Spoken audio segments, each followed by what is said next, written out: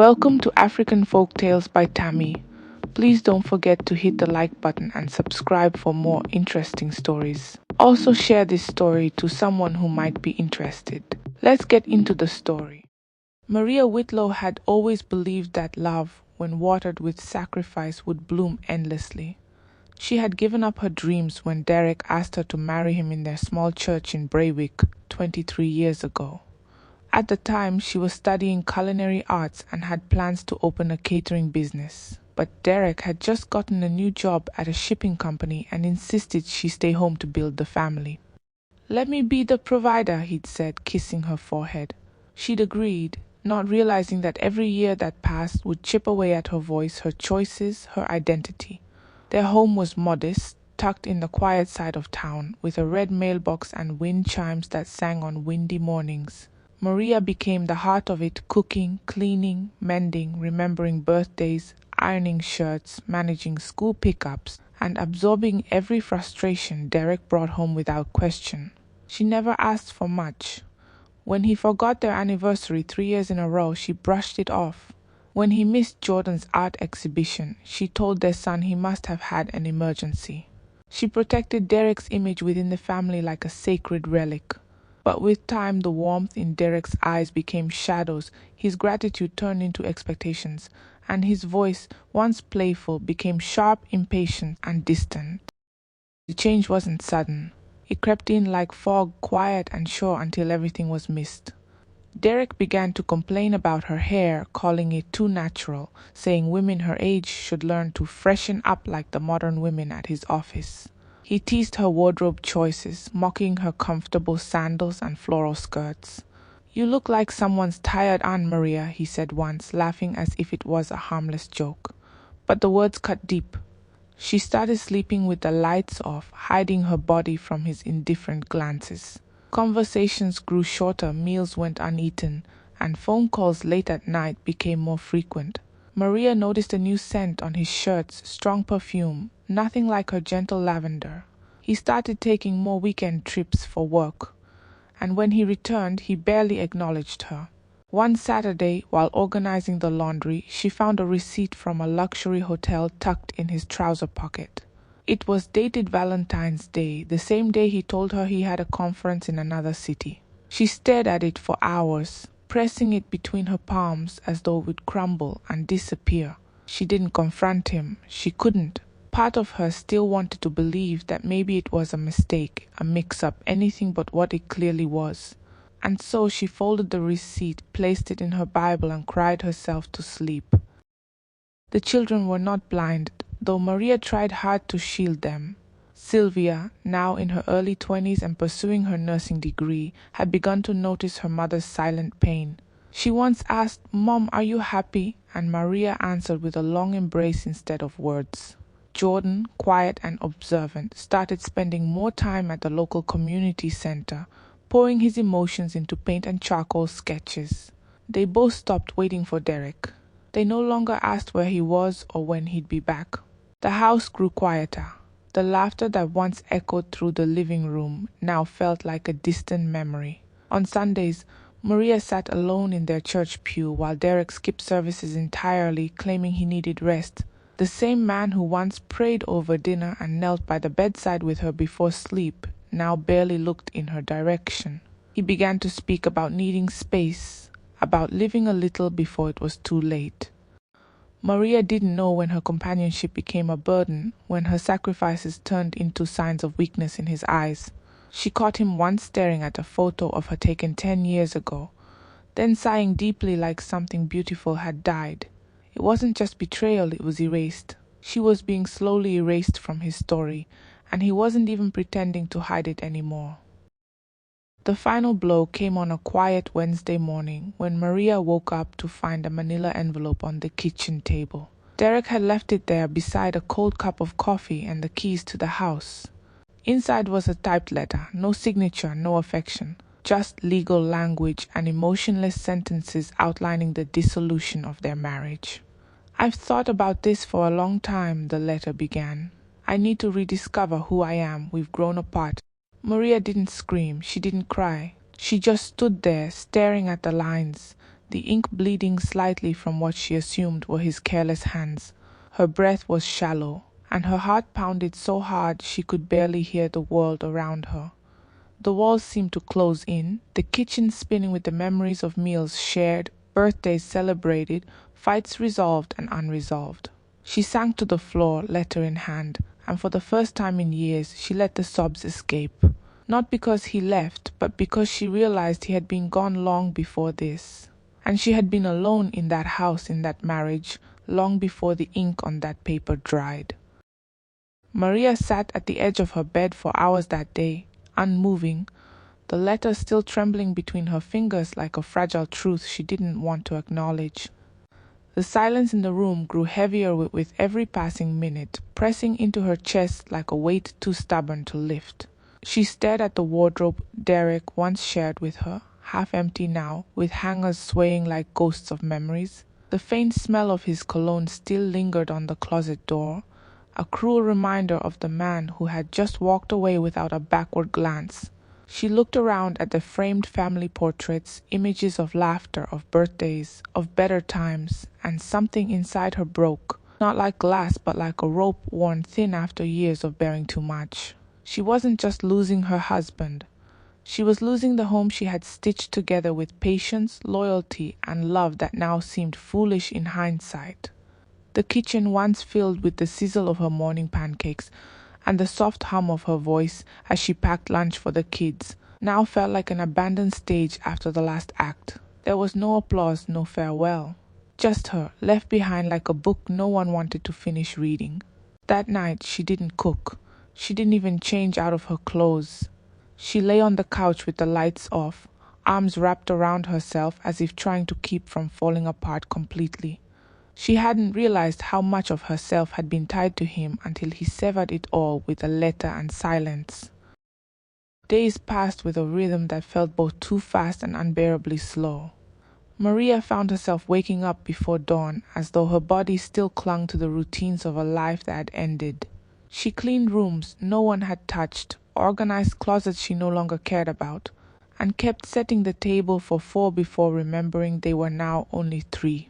Jordan and Sylvia tried to stay strong, but their eyes betrayed what their words didn't say. Maria caught Sylvia crying into her pillow one night and quietly walked away without interrupting. Jordan had taken to painting aggressively, long into the night, the sound of his brush against canvas echoing from the garage like thunderclouds in her ears. They didn't speak of Derek. His name became something sacred and unspeakable, like a wound they all agreed not to press. The neighbors, of course, had begun whispering. Braywick was small and news traveled quickly. Some came to check on her, their concern genuine, but laced with the curiosity of people who just wanted a front row seat to someone else's heartbreak. "You'll be fine, Maria," they said with soft eyes and pitiful voices, as though strength could be summoned by empty words. She'd smile and nod, then close the door and collapse against it once they were gone. She spent her nights replaying her marriage like an old film reel, trying to pinpoint where it went wrong, at which moment she could have done something differently or said something better. But no matter how far back she traced it, she kept returning to the shameful truth. He had chosen to leave, not because she failed him, but because she had outgrown being invisible. Kendra Shaw's name didn't take long to surface in hushed conversations. Maria heard it first at the grocery store. 2 women behind her in the queue were talking about Derek and his new woman, chuckling over how she wore tight dresses to the Friday market and drove around in a shiny red convertible. Maria stood still, her heart thudding, her groceries suddenly too heavy to hold. She didn't confront them. She didn't have to. The way they looked at her when they noticed she'd heard everything was enough. Apologetic smiles followed her out the door like unwanted shadows. She went home and stood in front of her bathroom mirror for a long time, examining her reflection as if searching for the flaws Derek must have seen. Her skin wasn't as smooth as it once was. The lines near her eyes were deeper now, and the gray strands in her hair had spread faster in recent months. She didn't wear makeup often. Derek once said he preferred her natural makeup. But now she wondered if that, too, was just another compromise she'd made without realizing the cost. Kendra was younger, louder, and unburned. She represented the freedom Derek thought he'd lost in the quiet years of fatherhood and routine. Maria wasn't angry at her, not yet. The fury hadn't arrived. Instead, what she felt was a hollow ache, the kind that settles in your bones when you realize you were simply someone's stopover and never their destination. But even in that moment of despair, something stirred deep within her, a flicker of resistance too small to name but too stubborn to ignore. The house began to shrink around her like an old garment, no longer fitting the shape of her grief. Every room reminded her of something she couldn't have back. The hallway still had the mark where Jordan once drew on the wall with crayons, and the kitchen counter bore the tiny chip from when Sylvia had dropped her mother's favorite mug. Maria walked through those spaces like a ghost, tethered to the past but desperate to escape it. She sold some furniture to cover bills Derek had once managed. She found herself haggling prices with buyers who looked at her things with detached interest, unaware they were buying pieces of her story. The sofa where Derek had first confessed his dreams gone. The dining table where they celebrated their first anniversary sold. She thought she'd feel relief, but all she felt was lighter, and not in a good way. The weight of the life she'd built was disappearing one piece at a time. Then came the letter from the bank. Derek had moved several accounts, leaving her with a mortgage notice she hadn't expected. It was then, on a Monday afternoon under the pale blue light of her living room, that Maria sat down at the center of the bare floor, surrounded by silence, and made a choice, not to fight Derek, not to win him back, but to survive on her own terms. She didn't know what that looked like yet. All she knew was she'd stopped waiting for him to come home, because he no longer defined what home meant. And in that quiet, painful acceptance, something powerful began to take root. Maria had always been a woman of quiet routines, but now her days felt like hollow rituals. Mornings were spent washing dishes no one had eaten from and folding laundry for a house that no longer felt like hers. The stillness in the rooms grew louder with time, and though Sylvia and Jordan did their best to bring warmth into the atmosphere, there was something in Maria that remained locked behind her eyes, grief that had yet to find its shape. Her body moved, but her spirit wandered. She no longer recognized the woman she saw in the mirror each morning. Her skin had lost its glow, and the slight curve of her lips had disappeared entirely. Even the way she walked had changed, slower, as though each step dragged a lifetime of sacrifice behind it. Every time her phone rang, she hoped for something unexpected, anything that would break the silence of her life's new chapter. But it was mostly utility bills and brief check-ins from distant relatives who said things like "stay strong," but offered little else. There were no dramatic outbursts, no shouting matches, no smashing of dishes, just the dull ache of being forgotten in plain sight. She tried reading again, but every page reminded her of the life she never had.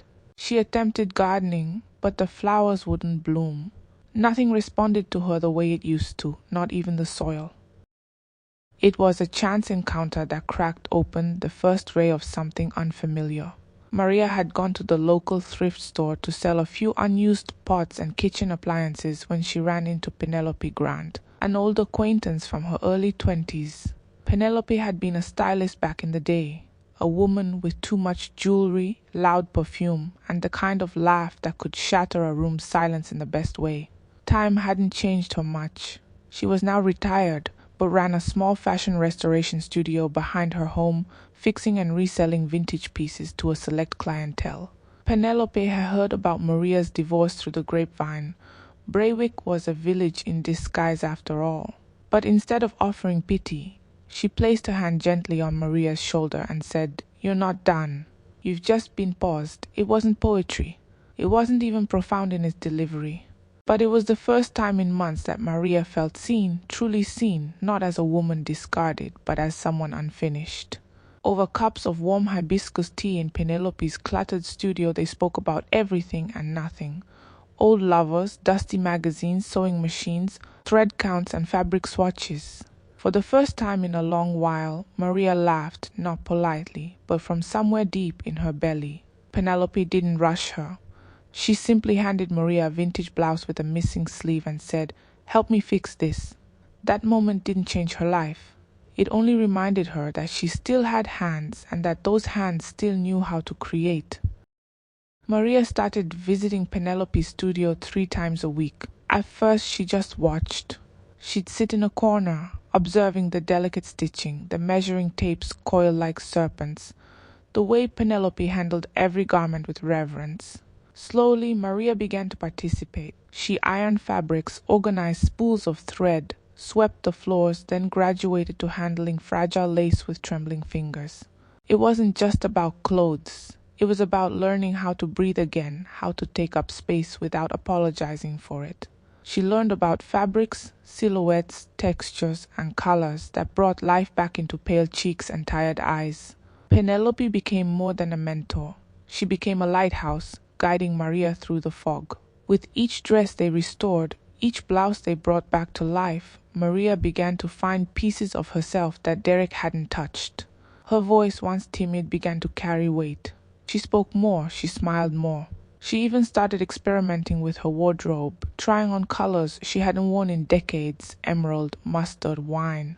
People began to notice her again, not because she sought attention, but because she had begun to carry herself with quiet elegance, the kind that didn't demand a room but still commanded it.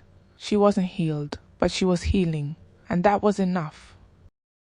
The turning point came the day Penelope handed her the keys to the studio and said, "I'm taking a sabbatical. It's yours if you want it."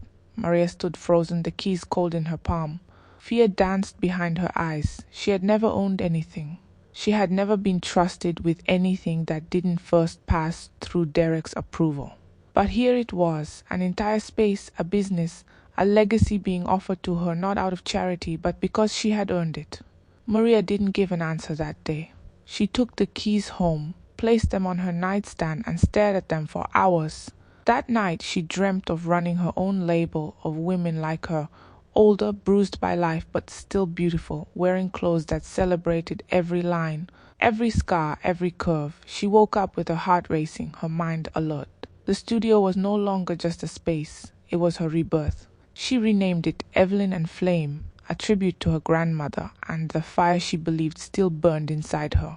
Within months, Maria was not just managing the studio, she was running it with the grace of a woman who had remembered her worth. She didn't need a billboard, a campaign, or a sponsor. Word spread through whispers, through admiration, through the aura of transformation that followed her wherever she went. Clients came not just for the clothes, but for the feeling, for the reminder that it's never too late to become someone you were always meant to be. Maria no longer woke up with dread pulling in her chest. There was a new rhythm to her mornings, one she composed herself. The scent of warm tea leaves filled her kitchen now, a blend she discovered at a corner stall and grown fond of. Her movements were deliberate, graceful, no longer rushed or dictated by someone else's schedule. She opened the curtains with purpose, letting in sunlight as though it were a guest she now welcomed. The mirror in her bedroom didn't startle her anymore. It reflected a woman whose wrinkles had become storylines, not flaws. Her hair, streaked with silver, was no longer dyed to chase youth. It was braided, sometimes wrapped in bold scarves that she wore like a crown. She had grown into her presence, and the world, once so quick to dismiss her, was beginning to notice. Clients came not just to be styled, but to be seen, really seen, the way Maria had learned to see herself again. Her studio, once Penelope's quiet passion project, had transformed into a sanctuary where women of all ages gathered to shed their shame, their insecurities, and drape themselves in something more than silk or chiffon.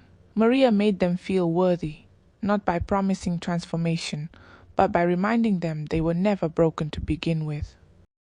Her name started appearing in whispers among Braywick's upper circles. The kind of women who once wouldn't give her a second glance at church now called her to book fittings for gala dresses, retirement soirees, and charity balls. They marveled at how refined her work had become, how effortless her designs looked on real bodies. But Maria never let it go to her head. She still swept her own floors, still brewed tea for her clients, still adjusted hems with pinpricked fingers. Fame hadn't touched her pride, only deepened her grace. She found herself invited to more events, asked to speak on panels, even approached by investors, but she declined them all. Her studio wasn't meant to become a commercial empire. It was her healing ground.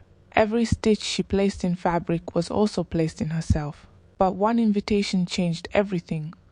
A call from the organizers of the Women of Purpose Gala, an annual national celebration held in the capital city of Embrana. They wanted Maria to be the keynote speaker. The moment she read the email, her fingers trembled not from fear but disbelief. She didn't feel like someone who belonged on that kind of stage, not yet. But then she remembered the woman she used to be, the one who whispered apologies before speaking, the one who folded her dreams in half to make room for someone else's, and she decided it was time. Preparations for the event unfolded like scenes from a life she'd never imagined for herself. A stylist offered to dress her, but she politely declined. She designed her own outfit, a flowing wine-colored dress with bold sleeves and soft embroidery that curved over her shoulders like vines reclaiming stone. She chose the fabric herself, spending hours selecting just the right shade that reflected dignity without demanding attention. As the night of the gala arrived, Maria stood backstage in her heels, steady, her breath measured. Around her were women with flashing smiles and curated laughter, professionals draped in luxury and power. But Maria didn't shrink. She held herself the way she did in the studio, firm but kind, powerful without pretense. When her name was called and she stepped onto that stage, the applause that greeted her felt like a warm tide rising to meet her feet. She stood at the podium, looking out into the sea of faces, her voice clear but soft. "I was not discarded," she began, "I was redirected." The audience leaned in, not just to hear her words, but to feel them. She spoke about self-worth, about starting again at any age, about pain as soil for unexpected growth. She spoke without notes, without rehearsed charm, just truth. And by the time she ended, there were people in tears. Not because she asked for sympathy, but because she gave them something stronger, permission to begin again. That same night after the gala, Maria's face appeared on the cover of a national magazine's online edition, the reinvention of Maria Whitlow, style, strength, and starting over. Within hours, the photo circulated across Braywick. Old friends called, journalists emailed. Her phone didn't stop buzzing, but the most unexpected reaction came from someone she hadn't thought of in months. Derek saw the headline while scrolling idly at a bar, his eyes blurring from too many drinks and too few joys. He froze, staring at the image of the woman he had once left behind, now radiant in her elegance and poise. Kendra was beside him, bored and irritated, scrolling through her own phone. She barely looked up when Derek muttered Maria's name. The contrast between them could no longer be denied. Kendra was younger, yes, but shallow in a way that grated at Derek's nerves. She didn't laugh at his jokes anymore. She rolled her eyes when he forgot things. She berated him when bills weren't paid. Their new life, built on the ruins of Maria's, was unraveling quietly. The thrill had worn off, replaced by arguments, silence, and a growing list of debts. Derek suddenly felt the weight of everything he'd given up, not just the woman, but the world she had created around him. He remembered Maria's steady presence, her kindness, her laughter that once made even silence feel like a song. And for the first time in a long time, he felt small. Derek Whitlow sat in the corner of the dimly lit apartment he once boasted about, a drink in hand and the television flickering in front of him with a volume too low to distract from the silence. The apartment no longer smelled like expensive cologne or fresh flowers, just the stale reminder of too many fast choices and no real comfort. Kendra had taken to spending most nights out now, claiming she needed freedom. The same word he once threw at Maria like a declaration of liberation. The irony wasn't lost on him. The red convertible was now dented from her reckless joyrides, and the expensive furniture he once flaunted on social media bore scratches and wear that no longer screamed luxury. Derek had lost his job 2 months ago after making a series of poor investment decisions at the firm. He told no one. He still wore his suits and pretended to leave for work every morning, returning in the evenings to nurse his shame with whiskey and regret. The fridge was mostly empty, bills piled on the kitchen counter. He'd pawned one of his watches to keep up with the rent and sold the gold chain Kendra once gave him in a moment of wild affection. But nothing stung quite like the sound of Maria's name echoing in rooms he now realized felt colder without her. He no longer had anyone asking how his day went. No gentle hand smoothing out his collar or laying his socks just right. The luxury of care, once unnoticed, now haunted him with every cold dinner and unanswered call from Kendra. He saw her again one evening, not in person but on television. Maria was being interviewed for a morning show segment called Second Chances: Women Who Changed Their Lives After Loss. She wore a navy blue dress with gold accents, her hair wrapped in a silk scarf that framed her face like royalty. Her voice was steady, filled with wisdom and light. Derek couldn't hear the words clearly, but her smile stopped him in his tracks. There was no sadness in her expression, no bitterness in her tone, just a woman fully alive in her truth. He turned off the TV, but it was too late. Her image had imprinted itself on the blank walls of his mind. For the rest of that week, everything reminded him of her. The way she used to hum while cleaning, the warmth of her cooking, the patience she extended even when he didn't deserve it. He began searching her name online, scrolling through photos and news clippings, reading comments from admirers who praised her strength and elegance. The more he read, the smaller he felt. Kendra noticed the shift but didn't ask questions. Their conversations had become transactional. Did you pay the internet bill? We're out of wine. You forgot my dry cleaning. The woman who once looked at him like a prize now treated him like a burden. And deep inside, Derek began to realize that maybe he had never truly known what he'd had until it was too far gone to reclaim. The unraveling came swiftly after that. Kendra left one Friday morning with nothing more than a casual "I need space" and didn't return. She packed a few things, left a note, and disappeared. Derek didn't chase her, he didn't call.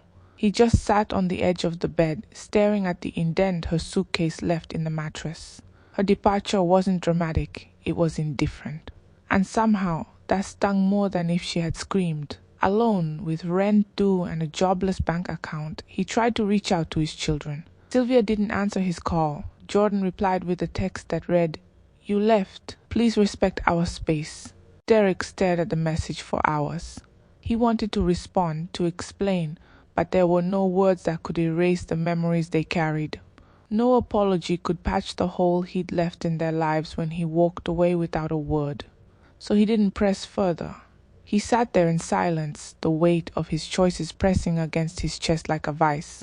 He thought about the life he had discarded, not just the house or the routine, but the woman who had been his compass in ways he never understood. The way Maria grounded him, guided him, held him up even when he resented her for it. The weight of that truth grew unbearable, and one rainy evening, Derek found himself driving past her studio hoping to catch a glimpse, to find something that might tether him back to the world he had abandoned. The street was glowing with evening lights, and the glass window of Evelyn and Flame shimmered under the soft drizzle. Derek parked across the road, engine running, his hands tight on the steering wheel.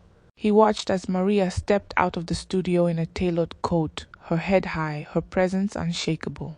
A younger woman walked beside her, laughing as Maria said something with a smile. She opened the door to a sleek black car, the driver stepping out to greet her with an umbrella. Derek sat frozen, watching the ease of her movement, the grace of someone who had built herself back brick by brick. He saw no trace of the woman he left behind. She had shed every piece of that sorrow and replaced it with something fiercer, softer, stronger. He wanted to call out, to step out of the car and say her name, but his mouth went dry. The truth settled into his bones like winter. He was not part of her world anymore. He wasn't even a page in her story. He was a footnote, a faded line she'd already rewritten. As the car drove away, Derek remained in his seat, the rain trailing down his windshield like tears too proud to fall. And for the first time since he left her, he understood that regret is a home you can never return from, no matter how long you stand outside its door.